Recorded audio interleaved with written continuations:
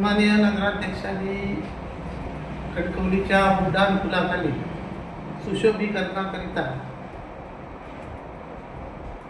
जी माहिती दिली आहे, जे टप्पे सांगितले, ह्या अनुषंगाने पहिलं प्रथम आधी मुळात आता जे काम निघालेलं आहे 1 कोटी काय 21 लाख काय, तर ते काम एकूण या कामाला सन्माननीय पालकमंत्री साहेबांनी 1,50,00,000 रुपये मंजूर केलेले आहेत जिल्हा नियोजनमधून सन 2025-26 साठी. आणि त्याची प्रशासकीय मान्यता मी तुम्हाला दाखवतो. तुमच्याकडे मी ही कॉपी देतो प्रत्येकाला. ही कॉपी 3 नोव्हेंबर 2025 आहे. आणि हे पैसे सन्माननीय पालकमंत्र्यांनी एवढ्यासाठी मंजूर केले होते ब्रिजखाली की आदरणीय माननीय खासदार राणे साहेबांच्या सूचना होत्या की आप्पासाहेब पटवर्धन जो आपला मुख्य चौक आहे, या चौकाचं जे विद्रुपीकरण झालं, तर ह्याचं विद्रुपीकरण नव्हतं, सुशोभीकरण झालं पाहिजे. आणि विशेषतः त्याचबरोबर कणकवली व्यापारी संघाची सातत्याने मागणी होती की आप्पासाहेब पटवर्धन चौक आणि त्याच्या आजूबाजूच्या ब्रिजखालील परिसरात एक ब्युटिफिकेशन व्हावं. आणि त्यातला एक भाग सुद्धा कणकवली व्यापारी संघ सुद्धा आपल्यातर्फे डेव्हलप करायला घेत होता, आपल्याला माहीत असेल. आणि त्यांची सगळ्यांची मागणी म्हणून सन्माननीय पालकमंत्री नितेश राणे साहेबांनी हा निधी मंजूर केलेला आहे. 3 नोव्हेंबरला झाल्यामुळे 6 नोव्हेंबरला माझ्या माहितीप्रमाणे आचारसंहिता लागली आणि आचारसंहितेनंतर हे काम पुढची प्रोसिजर थांबवावी लागली. आणि आता हे काम होतंय, पण हे काम होतंय कुठे? कालच्या नगराध्यक्षांच्या प्रेस कॉन्फरन्स जेव्हा मी वाचली त्यावर मी बघितलं की ते होतंय श्रीधर नाईक पुतळ्यात त्या परिसराच्या ब्रिजखाली. तर ते तिथलं नाही आहे. त्याचं कारण असं की सन्माननीय खासदार नारायण राणे साहेबांच्या सूचनेनंतर हायवे डिपार्टमेंटला सुद्धा सूचना गेल्या होत्या की हायवेचे जे मेन स्पॉट आहेत तिथे सुद्धा ब्युटिफिकेशन झालं पाहिजे. आणि म्हणून 11 किंवा 13 आय थिंक माझं जरा जिल्हा नियोजनमधून हायवे डिपार्टमेंटला सुद्धा निधी देण्यात आलेला आहे. आणि त्या निधीतून कणकवलीचा जे काम हायवे डिपार्टमेंटमधून जे घेतलं आहे ते श्रीधर नाईक पुतळा आणि जो परिसर आहे ना तिथलं घेतलेलं आहे. आणि हे पैसे जे आहे, ही जी रक्कम आहे ही आप्पासाहेब पटवर्धन चौकचा आजूबाजूचा परिसर त्यासाठी घेतलेला आहे. आणि कणकवलीच्या व्यापाऱ्यांची ती मागणी होती सातत्याने आणि खासदार राणे साहेबांची मागणी होती. आता हे इथलं काम तिथे नेत आहे आणि तिथे ते होणारच आहे. म्हणजे आम्हाला तिथे होणारं काम मागे जाणार आणि इथे होणाऱ्या कामाला परत वेगळे पैशाची वाट बघावी लागणार. आणि जे मेन शहरातलं जे विद्रुपीकरण आहे ते कुठेतरी क्लिअर झालं पाहिजे होतं, पण त्याला तिथे तसं करायचं नाहीये. कारण आता तिथे भाजीवाले आहेत किंवा आता नवीन दुकानं होताना बघताय, स्नॅक कॉर्नर वगैरे तुम्ही पाहता. आता आमच्या काळात हे आरोप करत होते आमचे महिना 8.5 लाख रुपये आम्हाला हप्ता होता. कदाचित आता त्यांना ते सुशोभीकरण करायचं तिथे त्यांना ठेवायचं. हे हप्तेवाले आता ह्यांना सुरू झालं काय असा शंका आहे. आणि नवीन परत हप्ते वाढण्यासाठी नवीन दुकानं झाली काय याचं सुद्धा उत्तर कणकवलीकरांना यांनी दिलं पाहिजे. आणि दुसरी गोष्ट, याचं उत्तर मुख्याधिकारी सुद्धा राणे साहेबांना देतील, कारण त्यांच्या सूचना होत्या की तिथे केलं पाहिजे म्हणून.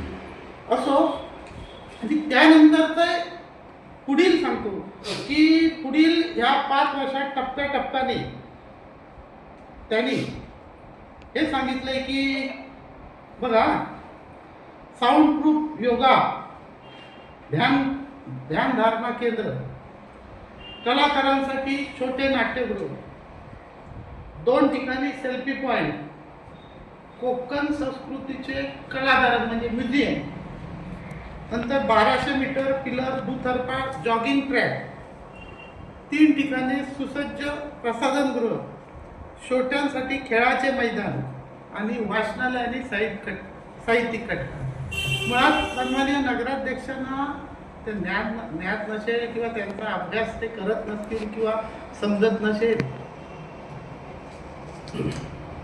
हायवे डिपार्टमेंट कडून जेव्हा आमच्या काळात आम्ही ही NOC घेतली की सुशोभीकरणासाठी, त्या सुशोभीकरणाच्या NOCत त्यांनी वाचावं, स्पष्टपणे त्यात उल्लेख आहे की कुठच्याही प्रकारचं ठोस बांधकाम करण्यात येऊ नये, त्याला हायवेने परवानगी दिलेली नाहीये. आणि म्हणून यांनी हा सगळा करण्यास आमचा अतिशय पाठिंबा आहे. मात्र हे होऊ शकत नाही, काही झालं तरी होऊ शकत नाही. यातलं फक्त एक की तो ट्रॅक होऊ शकतो, कारण त्याच्यात असं कायमस्वरूपीचं बांधकाम नाही. आणि जास्तीत जास्त तुम्हाला सांगतो, बॅडमिंटन कोर्ट न बांधकाम करता फ्लोरिंग केलं आणि जर जाळी केली तर ही 2 कामं होऊ शकतात. याच्या व्यतिरिक्त कुठचंही प्रकारचं बांधकाम असलेलं कुठचंही काम होणार नाही. कणकवलीकरांना खोटी आश्वासनं देत चाललेली आहेत. ते आमचे पैसे, आमच्या पालकमंत्र्यांनी दिलेल्या पैशावर फक्त मिशीला तूप लावून सांगतायत. हे आता 5 महिने आमचे झाले, आजच होतील काय, उद्या 5 महिने पूर्ण होतील हे नगराध्यक्ष निवडून झाल्यावर. त्यांच्या 5 महिन्याच्या कारकिर्दीत हे किंवा उपनगराध्यक्ष यांची टीम आणि एकही नवा रुपया आणलेला नाही, काहीही केलेलं नाही, फक्त खोटी आश्वासनं देत सुटले. आणि जे कधीही घडणार नाही, जे अस्तित्वात येणार नाही, त्याचे फक्त या 2 ते 3 सभेत ठराव घेण्यात आलेले आहे, जे प्रत्यक्षात कधी अंमलात येणार नाही. दुसरी गोष्ट,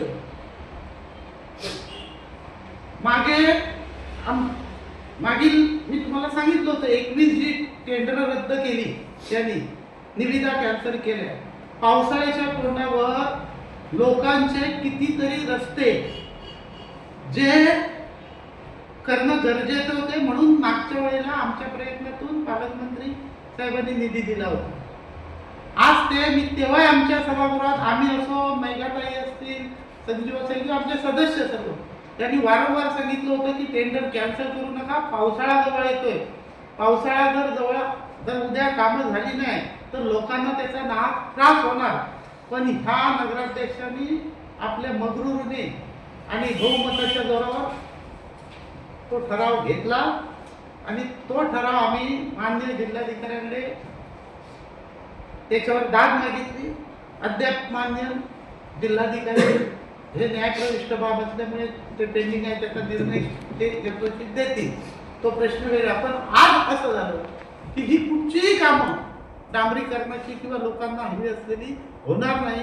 त्याचं उत्तम उदाहरण परवाच पेपरमध्ये पाहिलेली की 11 रोड परबवाडीतील 2 रस्ते आहेत, बिजली नगर मधला आहे, मराठा मंडळ कडचा आहे, इकडे पिळणकर वाडी कडचा रस्ता आहे. असे 11 रस्ते मी पाहिजे तर यादी देतो. वर्कशॉप कडचा रस्ता आहे. ह्या रस्त्याने नागरिकांना चालायला नको, काही नको. आणि अशी ह्या सगळ्याला जबाबदार नगराध्यक्ष आणि उपनगराध्यक्ष त्यांची टीम आहे. या जनतेपर्यंत हे मेसेज जावा आणि उद्या ह्या पावसात जो त्रास होणार आहे तो कोणामुळे झाला ह्या कणकवलीकरांना समजावा, म्हणून आपल्या मार्फत कणकवलीकरांपर्यंत हा मेसेज पोहोचवण्याचा हा एक प्रयत्न आहे.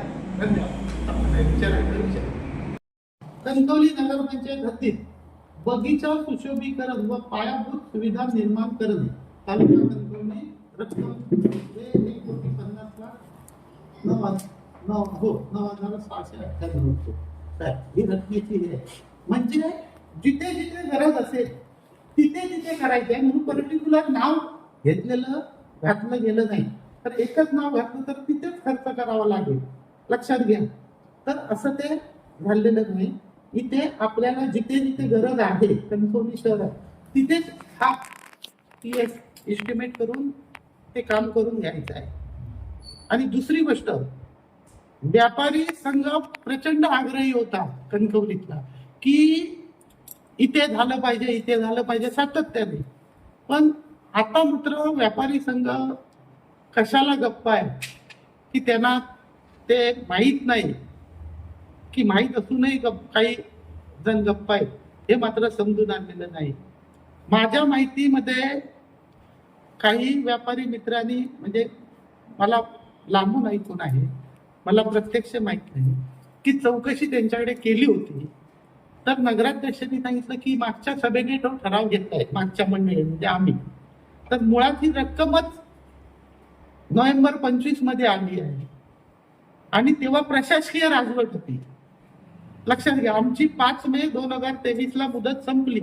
नंतरचा पुरा पिरियड हे नगराध्यक्ष विराजमान नवीन बॉडी अस्तित्वात येईपर्यंत प्रशासकीय राजवट होती. त्यामुळे काही जे आपण जे करायचं आणि जे जमत नाही त्याची बिलं आमच्यावर काढायची हे उद्योग आता नगराध्यक्षांनी बंद करावे. कारण शेवटी खरं ते खरं हे समोर येणार आणि आम्ही प्रत्येक वेळी तुमची जी काय वेगळी बाजू आहे ती सुद्धा जनतेसमोर आणणार, एवढं लक्षात ठेवावं.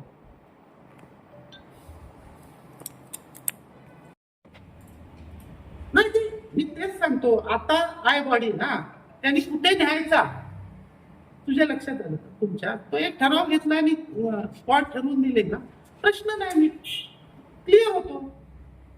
हे कणकवली शहरात विविध ठिकाणी आता ठिकाणे ठरवायची जबाबदारी बॉडीची आहे ना, आम्ही देतो ना.